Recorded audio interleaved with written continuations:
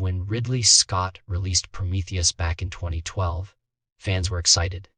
The film was marketed as a big, ambitious return to the alien universe, promising to explore the mystery of humanity's origins, the engineers, and how the terrifying xenomorphs came to be.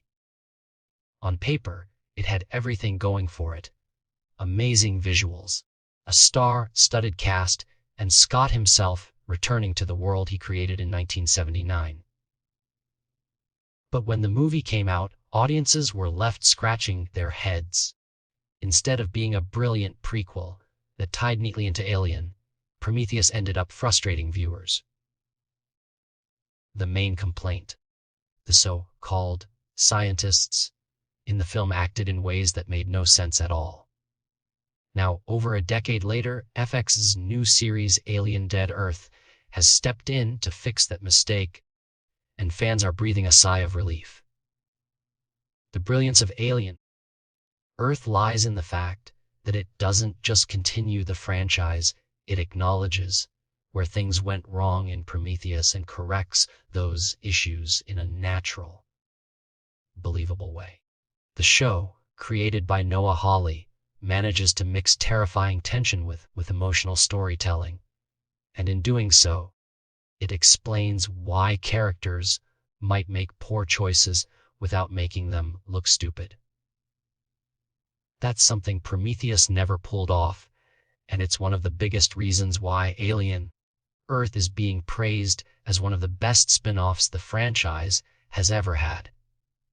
Back in Prometheus, audiences couldn't stop making fun of the so-called stupid scientists. Here were people who were supposed to be the smartest minds on Earth, experts in biology, archaeology, geology, medicine, and engineering. And yet, once they landed on the alien world, they acted like complete fools.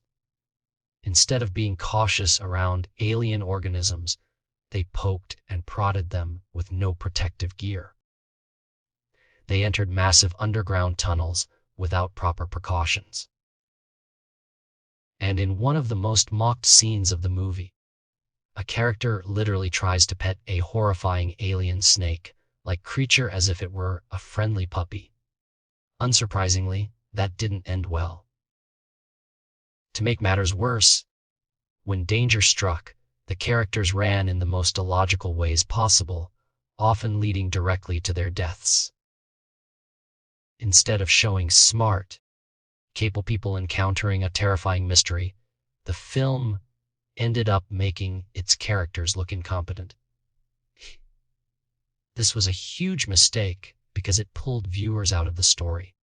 Instead of fearing the alien threats, audiences were left thinking, why would anyone act that dumb?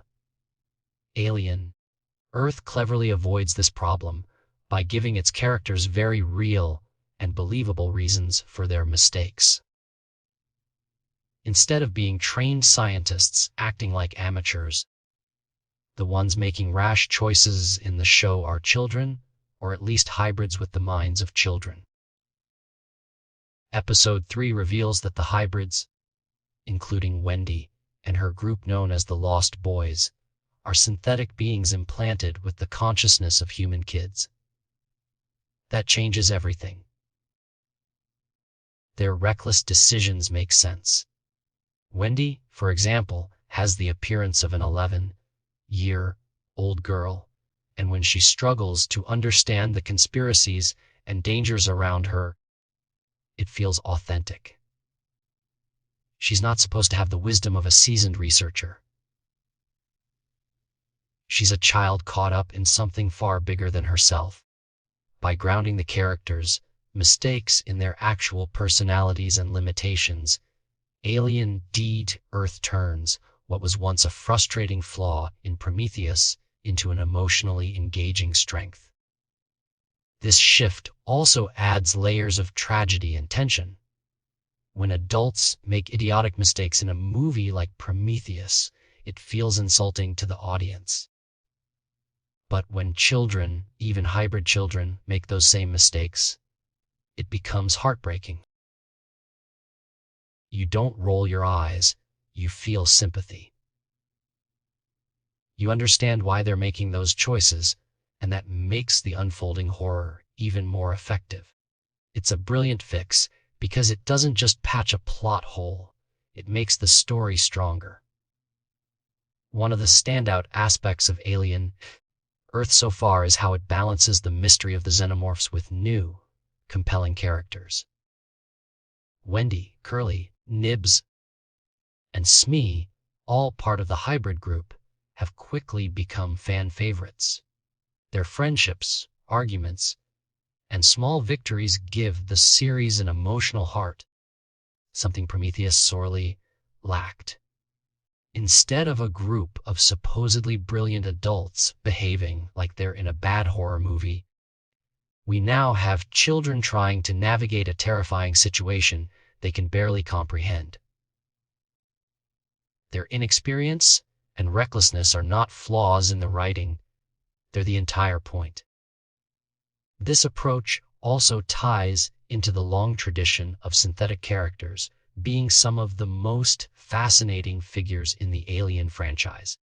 From Bishop in Aliens to David in Prometheus and Walter in Alien Sea Covenant, the androids often steal the show. They blur the line between machine and human, raising big questions about identity and morality. Alien G Earth continues this tradition with its hybrids, but with a fresh twist. These aren't cold, logical machines, they're children with all the emotional messiness that comes with youth. That makes them unpredictable, vulnerable, and endlessly engaging. Fans have also noticed that the series isn't just succeeding because of these new characters, it's also because it knows how to tell a smart, suspenseful story. The show doesn't rely on characters making dumb decisions to move the plot forward. Instead, it builds tension naturally, letting the audience feel the dread of what's coming, while still caring deeply about the people on screen.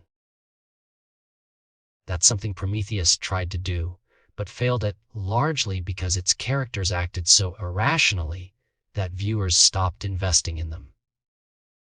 Alien Earth learns from that failure and makes sure its characters' flaws feel real, not forced. The release schedule for Alien D to Earth has also helped keep the excitement alive, with episodes like Neverland, Metamorphosis, and The Real Monsters. Each week feels like a new piece of a puzzle slowly coming together. Fans tune in not just for the terrifying creatures and shocking twists, but to see how the hybrids handle situations that would be overwhelming for anyone, let alone children trapped in synthetic bodies. This episodic structure allows the show to build suspense in a way movies like Prometheus couldn't. Instead of rushing through character development, the series takes its time, letting us grow attached to Wendy and her friends before throwing them into life or death situations. What makes this fix so satisfying is that it finally addresses one of the biggest frustrations with Prometheus. For 12 years, fans have joked about the stupid scientists and how their decisions ruined an otherwise promising story. Now, with Alien Earth, that issue has been reimagined in a way that not only makes sense, but enhances the storytelling. It shows that the franchise can learn from its past mistakes and grow into something better. Of course, Alien Earth is still very much a part of the larger Alien universe, which means the mystery of the xenomorphs is always lurking in the background. But because the characters are so well written, the audience cares about what happens to them, even before the monsters appear. That's the true sign of a great entry in the franchise. It doesn't rely solely on scares. It builds tension by making you care deeply about the people at the center of the story. When you compare Alien Earth to Prometheus, the difference is striking. In Prometheus, you had a group of supposed experts acting like they'd never seen a horror movie before. In Alien DE Earth, you have children who act exactly like children would, impulsive, curious, and sometimes careless, but in a way that makes complete sense. Instead of pulling you out of the story, it draws you in even deeper. It's safe to say that Alien DG Earth has achieved what Prometheus couldn't.